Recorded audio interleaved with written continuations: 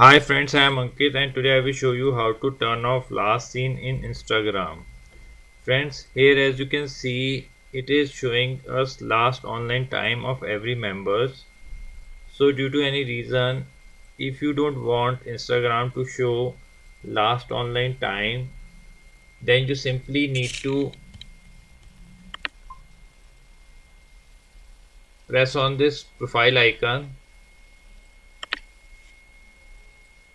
Now here you need to press on the three lines.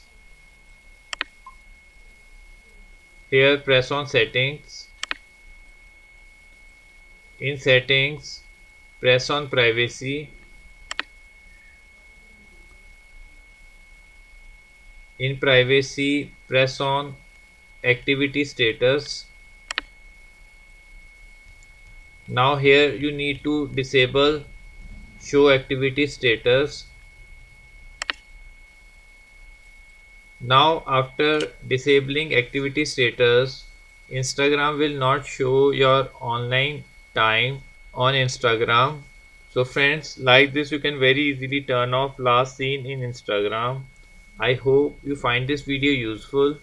If you like the video, then press on like button and don't forget to subscribe our channel and press on bell icon to receive email notifications free of cost.